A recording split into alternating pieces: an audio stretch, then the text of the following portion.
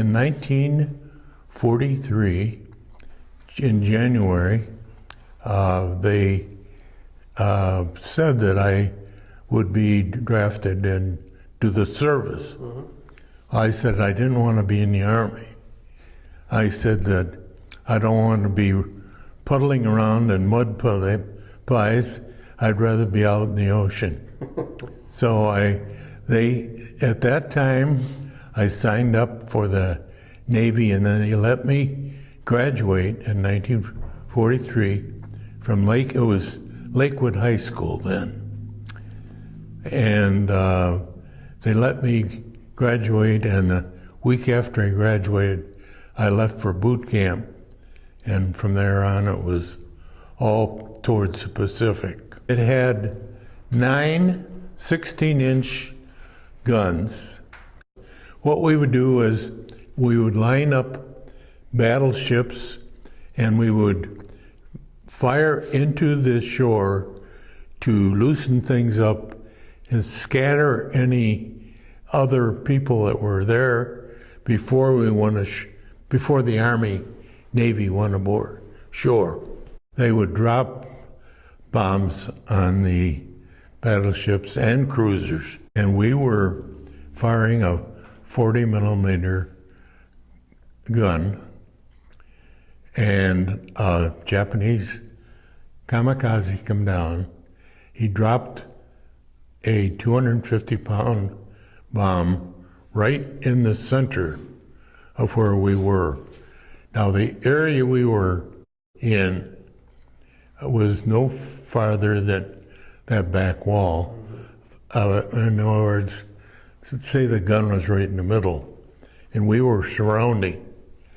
The 8 of us were there handling ammo, and we had what we called 20-millimeter machine guns, and they were firing at these planes when they'd come in, too.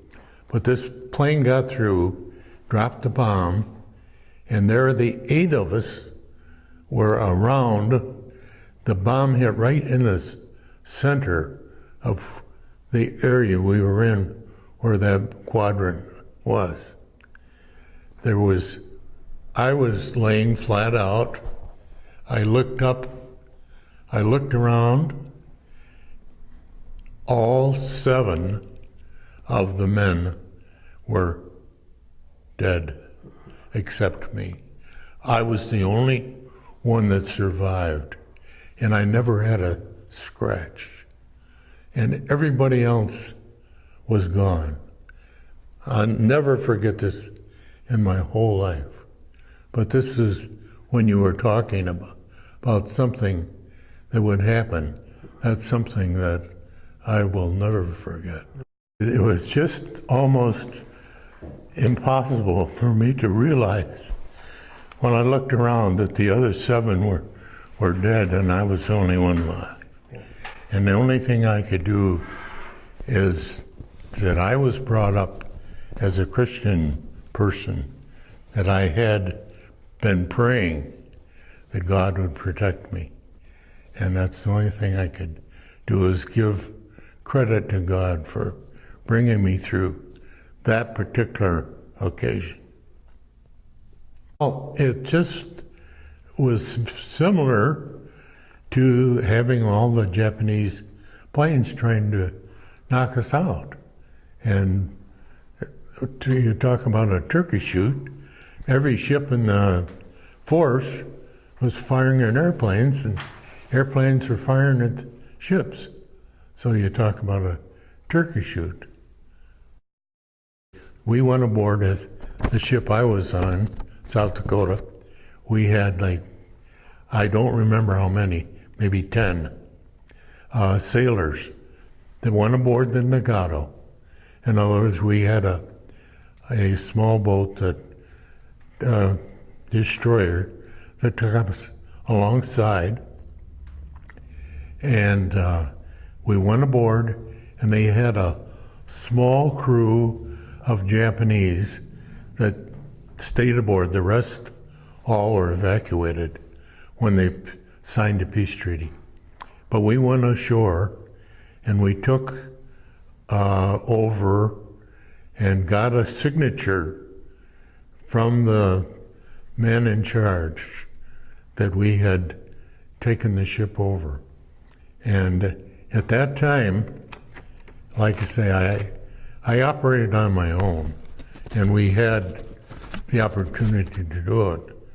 So I saw this flag, Japanese flag, hanging from the yard arm, and another buddy and I went up, took the flag down.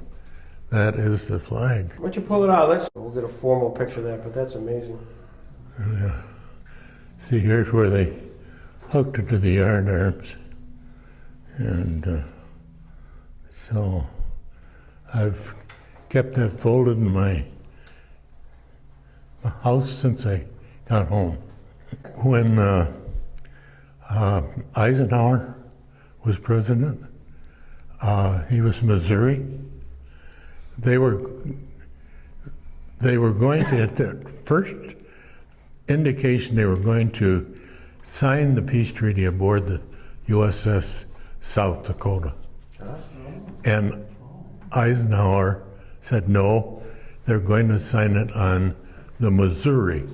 Now we were tied up, Missouri, South Dakota. If you can imagine, two big battleships, and they had a rail around the side. And this was the official signing of the peace treaty that the war was over. And we weren't going to see any more shooting or firing or anything. Yesterday they celebrated the 70th anniversary of D-Day. You sat home, you probably watched it on television. I saw some of it. What was your feeling? Well, it's a hard thing to explain. I mean, it's just like a load on your shoulders. You know, you remember. Your remembrance is like a load of something on your shoulders. Even though it's all over with, it's something that you will never forget. And I'm sure that every serviceman that was on either side, on the European side or on the Pacific side, there were days and there were weeks, there were months of things that happened that will never leave their minds.